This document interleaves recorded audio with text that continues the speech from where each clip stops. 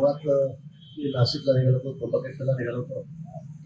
कुंभमेळ्याच्या निमित्ताने मोठा कार्यक्रम त्र्यंबकेश्वरला होणार होता. ठाण्यापर्यंत आलो तरी मला अचानक फोन आला की दादांचा अपघात झालेला आहे.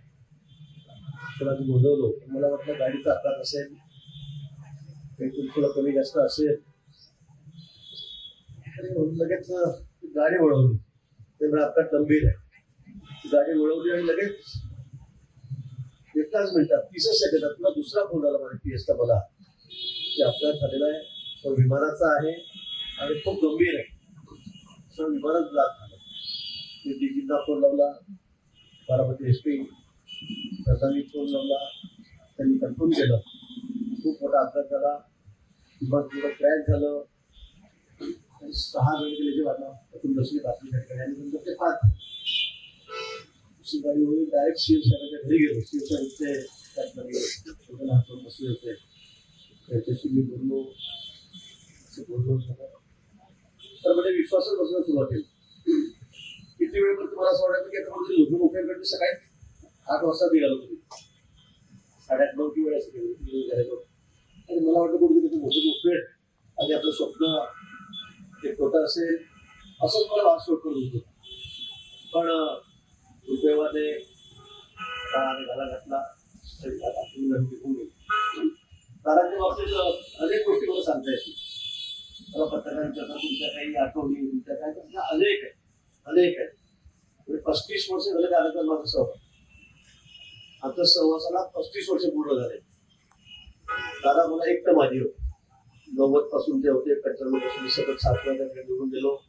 पण एक दिलदार मित्र, दिलदार नेता, लोक बोलणारा, वेळेचं बंधन पाळणारा, एक भेटे घेऊन न चुकवणारा असा एक मोठा नेता राज्याने खरं गमावलेला आहे. आपण सर्वांनी गमावलेला आहे, पवार कुटुंबियांनी गमावलेला आहे. आमचं सुरुवातीच्या काळात 95 ते 99 आपलं सरकार होतं.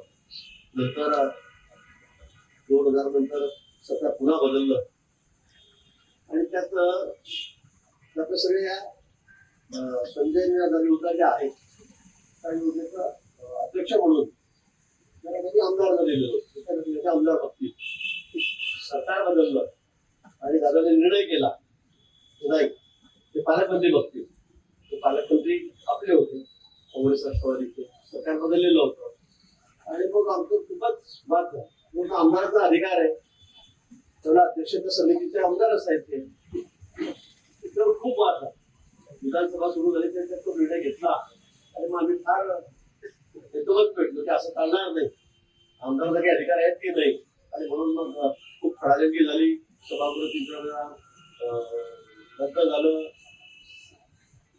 आणि त्यानंतर पुन्हा सभागृह सुरू झालं. त्या दिवशी बजेट होता. मी म्हटलं करा आम्ही तुम्हाला बजेट मांडू देणार. कसे म्हणल्यावर मी बघतो नाही मांडू देणार. आणि त्यानंतर मग त्यांनी भाषणाला सुरुवात केली. मी दादाच्या सगळे पोस्टर घेतलं, सगळ्या पार्ट्यांना जाऊन मांडू द्यायचा म्हटलं नाही होणार. आणि ते पोस्टर घेतलं त्याच्या समोर उभारवलं आणि टीव्हीमध्ये सगळं महाराष्ट्र बोलत होता. आणि त्यावेळेस पोस्टर त्याच्या समोर बसून उभारून गेलो त्या संदर्भातल्या घोषणांचं आणि दादांना पुढे ती दिसली जाते त्या भाषणामध्ये. खूप वाद आहे म्हणजे सांगायला. खडसे साहेब त्यावेळेला होते आणि त्यांनी मला खूप चिडले की माझ्यावर पैस खाली म्हणून मला अजिबात बोलायची नाही. पुढे अजिबात बोलायची नव्हती. सहजच चिडलो. म्हटलं कुणाचा ऐकणार नाही. कोणत्या साहेबांनी ऐकलं नाही. ते बोर्ड पूर्ण वेळ त्याच्या समोर भरायला त्याला टीव्ही दिसून दिलं नाही. तेव्हा दादा एवढे चिडलेले होते माझ्यावर. पुढं भाषण झालं की समोर उभं राहिलं त्यांच्या. आणि ते बोलते मी बोल कुणाचं पोस्टर दिलं कोणाकडे लावून असं उभं राहिलं उभं. त्यामुळे दादाचं माझ्यावर खूप राग. नंतर दादा मला म्हणले तुला चुकीचं केलंय, तुला पाहून घेईल, तुला काही करा पाहून घ्या. आपण दादा म्हणजे तुला 5 वर्ष 1 रुपया सुद्धा घेण्यात दिलो. आणि ते मी सांगायला हरकत नाही. दादा म्हणजे इतके चिडले की 5 वर्ष तुला एक कमी सुद्धा मी फायनान्स मिनिस्टर आहे. दादा 1 रुपया नाही, तुम्ही 8 देऊ नका म्हटलं, 4 देऊ नका. मला गरज नाही म्हटलं पैसे. पण मी असा अन्याय होणार नाही. त्यावेळेला कसं दादाची वय पडली. वर्ष 2 वर्ष आमच्याकडे खूप ताणतणा होता. पण नंतर झालं. खूप त्यांचे माझे चांगले संबंध. विरोधक जरी असला तर त्याच्याबद्दल तरी त्यांनी कुठल्या शब्दामध्ये आकडे घेतलेलं नाही. जे असेल ते असेल, ते खरं असेल ते खरं असेल. तर नेहमी म्हणायचं तुम्ही ऐकलं असेल नेहमी म्हणायचे एवढं सगळं करून म्हणे तू हे मेंटेन कसं ठेवतो कपेट काय करतो रोज, कसा पळतो, काय चालतो, व्यायाम कसा करतो, वजन कसं उचलतो. आपण बरोबरीच जातो. दादा काय 60-1 वर्ष वयाचा फरक होता. तो करतो कसं तर ते विधानसभेत सुद्धा सांगायचं वाटत ऐकलं असेल न्यूज माझ्याकडे बघा त्याच्या इकडे हातावर कंडा ना तो जीव घाबरतो म्हणे असे त्याची बायसेप आहे असं तो व्यायाम करतो असे वजन उचलतो. हे दादा विधानसभेत सांगायचे, मिटिंग मध्ये सुद्धा सांगायचे आमच्या आणि पब्लिक मिटिंग मध्ये सुद्धा सांगायचं. वाटतं पण ऐका काही वाटतं हे जिल्हा वृत्ती लागते सांगायला, अनेक मनाचा मोठेपणा लागतो. अनेक असे उदाहरण आहेत अनेक. आता परवा ज्या शेवटची कॅबिनेट झाली त्या कॅबिनेट मध्ये त्यांनी मला इतकं कळलं म्हणजे मी 2 मिनिट ट्रेन गेलो बसलो तरी कॅबिनेट परत बोलली थांबा मला काही बोलायचं आहे. आणि ते मग माझ्याबद्दल बोलायचं काय बोललं मी सांगणार नाही. तर त्यांनी इतकं सगळ्यांना हसवलं. नंतर 3-4 वेळा पुन्हा असा विषय निघाला. 7-8 विषय होते पण 3-4 विषयामध्ये त्यांनी माझं नाव घेतलं. थांबत होतो काही झालं की तुम्ही कोणत्याही मंत्र्यांना विचारा, राष्ट्रवादी काँग्रेसच्या मंत्र्यांना सुद्धा विचारा, ते सांगते की बस गिरीश महाजन आणि दादा एका कॅबिनेट सुरू झाली की एकमेकांना असे ओढत थोडसं टाळला ओढायच्या. दादा मला सोडतच नव्हते कुठे सोडत नव्हतं. परवा हिंदगी चादर तो कार्यक्रम होता नांदेडला तिथे सुद्धा आम्ही गेलो होतो. त्या सुद्धा पब्लिक गिरी बांधली आणि मोठं स्टेजवर होतं. मग मी गेलो आणि तिथेच व्यवस्थित होतो. त्यांनी मला बोलवलं, मी पगडी बांधलेली होती. ते म्हणजे तुला एक मस्त छान गाडी लावून देतो, मस्त मिशा लावून देतो, तू पक्का सरदार आहे, तू पूर्ण या देशातच नाही तो म्हणत एकदम मस्त इष्ट म्हणतो. त्यांनी मला 2-3 वेळा इतके टोमलं त्या ठिकाणी पण एक दिलदार मित्र गेला.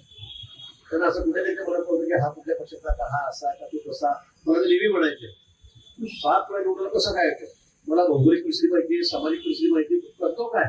आणि त्याच्या व्यतिरिक्त तू मतदारसंघात जातही नाही इलेक्शन. तू एवढा पूर्ण उत्तर महाराष्ट्र एक तर निवडून जातो, तू गोटेला काढून टाकलं, गोटेला काढतो केलं कसं काय, तुला जमतं कसं काय. ते सारखे मला विचारायचे, सारखे मला मागे लागायचे कसं काय करतोय सगळं. म्हणजे मनापासून ते ह्या सगळ्या गोष्टीची दाद द्यायचे. विशेषतः विरोधी पक्ष असलं की म्हणून बोलत नाही पण एकत्र असताना 30 तारीख करायचे ते वेगळे असताना करायचे.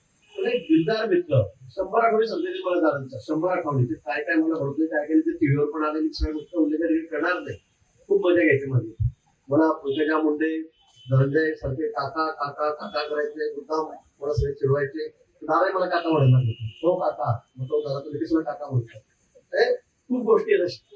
पण आज खरं खूप वाईट वाटतं. इतकं दुःख म्हणायला होतं की काय असं म्हणतो शेवटी आज दादासारखा एवढा कणकण देत आहे. कोणाची कोणाचा एकदम हृदयाचा हा शब्द नेता असं आश्चर्य निघून जावा झाली बरी नसेल कधी कोणाच्या, कोणाला वाटतही नसेल असं अचानक काही होईल. म्हणजे आजच्या दिवशी आम्ही एवढं एकमेकांना काय काय बोलत होतो आम्ही आणि लगेच दुसऱ्या दिवशी सकाळी 10 तासांनी 12 तासांनी असा प्रसंग यावा तर यावर विश्वास सुद्धा बसत नाही. असा आमचा एक नेता असं गेलेला आहे. आम्ही आता कसं सोबतच होतो. अनेक वेळा दादाकडून काही बोललं जायचं, तुमच्या प्रवक्त्याकडून काही बोललं जायचं तर पहिला फोन दादाला करा की दादा किती होते बरं दादा असं बोलू नका. पण समन्वयाची भूमिका सुद्धा मी दादामध्ये आमच्या पक्षामध्ये शिंदेसाहेबांमध्ये नेहमी सांगत काही झालं की पहिला फोन माझा दादा हे कुठे पण बोललं जातं बरं ते बोलू नका. दादा शेवटी जे बोलले परवा निवडणुकीमध्ये मी लगेच दादा फोन केला दादा अजिबात नाही अजिबात असं असं असं असं बोलतं आम्हाला म्हणतात मी थोडं ते होऊन गेलं मग त्यांनी शेवटी सांगितलं ठीक आहे पण तुम्ही सांगितलं आपण सगळं एकत्र आहोत असं करू नका. म्हणजे मी रोजचं त्याच्याशी सगळंच बोलायचं. इतके संबंध माझे त्यांचे स्नेहाचे होते. ते अधिकाऱ्याने मला बोलायचे कधी कधी सगळ्या भानगडीमध्ये तिन्ही पक्षाच्या चिडायचे पण आमच्यामध्ये दुर्वा कधी निर्माण झालेला नाही. आणि अशात आमचे दादा एक आगळं व्यक्तिमत्व दिलदार एक असा मित्र म्हणेल एक नेता म्हणेल या ठिकाणी निघून गेलेला आहे. त्याचा विश्वास सगळ्या महाराष्ट्राला पवार कुटुंबियांना आहे आम्हाला सर्वांना आहे सर्व पक्षांना या ठिकाणी आहे. आणि म्हणून गेले 2 दिवस मी तर बारामती बघत होतो दुसऱ्या त्या ठिकाणी होतो. सीएम साहेबांनी बरोबर राज्यपाल महोदय लगेच बारामती दुपारीच पोहोचलो होतो. हजर होतो. अख्खा महाराष्ट्र लाखोच्या संख्येमध्ये जर समुदाय विचारलं जातं. मला वाटलं तर कंट्रोल कसा होईल, पोलीस सारखे आम्हाला फाईट कसं करायचं, काय करायचं, हे करायचं ते करायचं, आणि पुढे व्यवस्थितपणे होतो. पण काल आपण शेवटच्या दिवसाला खरंच आपला अतिशय दिसलं पडेल एक महाराष्ट्राचा एक खरंच देता स्पष्ट होतं एका वेळेत बदल काढून देता आपल्याला निघून गेलेला आहे. दुःखाच्या पलीकडचा हा विषय कुठे वेळावेळी संस्था वहिनी आहे, मुलं आहे, तर त्याचा दुःखाचा आघात त्या ठिकाणी झालेला आहे. त्याला आपण सर्वजण सहभागी आहोत. आपल्या सर्वांच्या वतीने दादा दादी या ठिकाणी श्रद्धांजली अर्पण करतो. तेव्हा दुःख कोसळलेलं आहे ते दुःख तो जण पेढण्यासाठी परमेश्वर त्यांना शक्ती देव श्री प्रभूकडे प्रार्थना करतो. त्याचबरोबर आज हुतात्मा दिलं सगळं कल्पना आहे. त्या देशासाठी अनेक लोकांनी प्राणाची आहुती दिली, आपल्या संसाराची राखणगोळी केली, घरावर तुळशी पत्र ठेवलं, अनेक क्रांतिकारक हसत हसत आसावर गेले, त्यांना स्मरण करण्याचा हा दिवस आहे. आज आपण या निमित्ताने सर्वांना आदरांजली अर्पण करूया. कार्यक्रम झाल्यावर मला आपण सगळ्यांनी उभारून आपण 2 मिनिटं शांतता या ठिकाणी मौन पाळणार आहोत. दादांनी आपण श्रद्धांजली आपण सर्व हुतात्मे जे आहेत त्यांनी देशासाठी सर्वस्व बलिदान दिलं, प्राण दिले, त्यांचं सुद्धा आठवण करत हा दिवस आहे.